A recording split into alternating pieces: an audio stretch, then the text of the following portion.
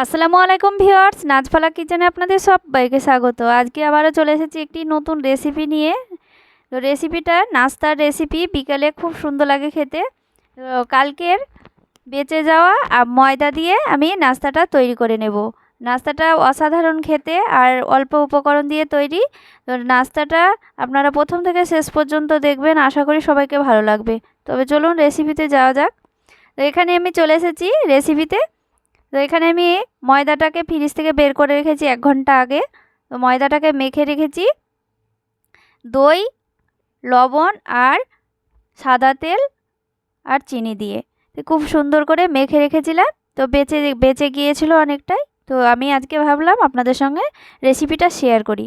তো এখানে আমি এবার ময়দাটাকে মেখে রাখার পর এখানে কড়াই চাপিয়ে দিয়েছি। কড়াই দিয়ে দিচ্ছি 2 থেকে 3 চামচ মতো সরিষার তেল। তারপরে দিয়ে দিচ্ছি পেঁয়াজ কুচি আর লঙ্কা কুচি। পেঁয়াজটা লঙ্কাটা ভালো করে নেড়ে নিচ্ছি।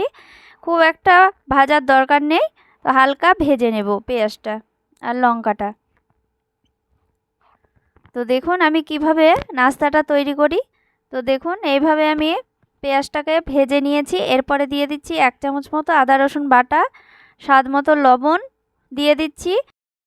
খাসির মাংস 100 মতো নিয়েছিলাম, দিয়ে ভালো করে পেস্ট করে নিয়েছি। এই যে দেখুন একেবারে কিমার মতো মিহি করে নিয়েছি, ওটাও দিয়ে দিলাম। দিয়ে ভালো করে নেড়ে নিচ্ছি। দেখুন এইভাবে নেড়ে নিচ্ছি।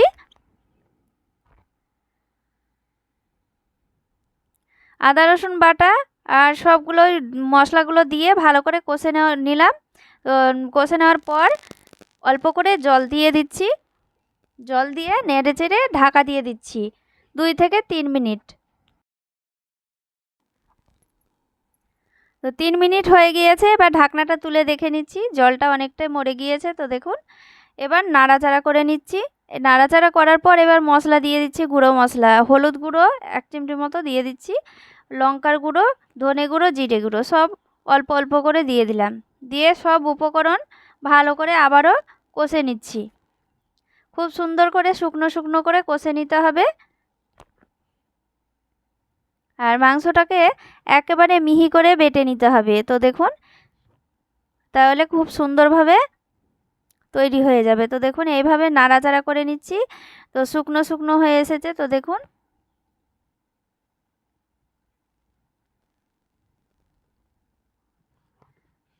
এরপরে দিয়ে দেব মিট মশলা।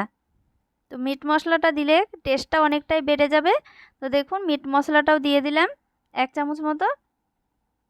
এটাও দিয়ে ভালো করে নাড়াচাড়া করে নিচ্ছি। রেসিপিটা অসাধারণ খেতে, রেসিপিটা আপনারা বাড়িতে অবশ্যই তৈরি করবেন। তো দেখুন এটা আমার কষানো হয়ে গিয়েছে, এই যে দেখতেই পাচ্ছেন একেবারে ঝরঝরা হয়ে গিয়েছে। তো এরপরে আমি নামিয়ে নেব নাড়াচাড়া করে।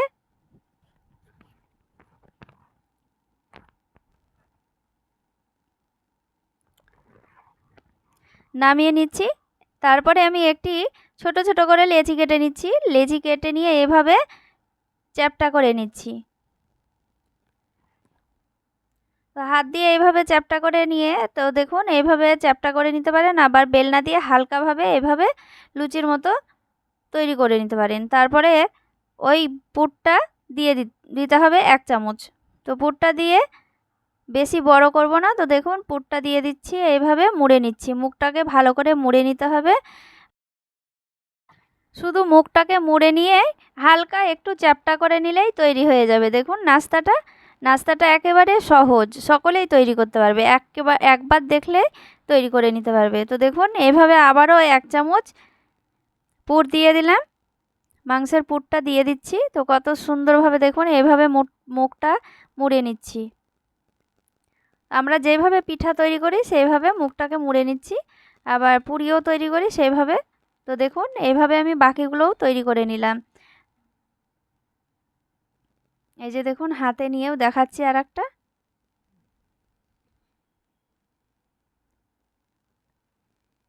একেবারে খুব সহজ রেসিপিটা।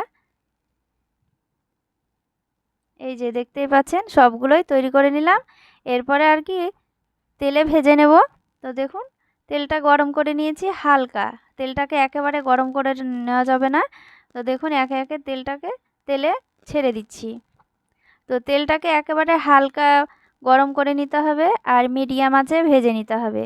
বেশি আঁচ দিলে পরে ভেতরটা কাঁচা হয়ে থাকবে আর ওপরটা পুড়ে যাবে। তো দেখুন এইভাবে চামচ দিয়ে তেলটাকে দিয়ে দিচ্ছি। তো তারপরে উল্টে পাল্টে ভালো করে ভেজে নেব।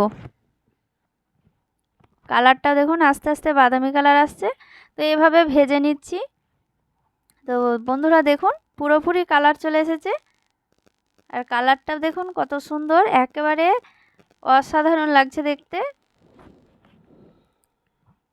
একেবারে চপের মতো। তো দেখুন এইভাবে ভেজে নিলাম। তো এগুলোও তুলে নিলাম। তো একে একে বাকিগুলো তেলে ছেড়ে দিচ্ছি। বাকিগুলো একইভাবে লাল লাল করে ভেজে নেব।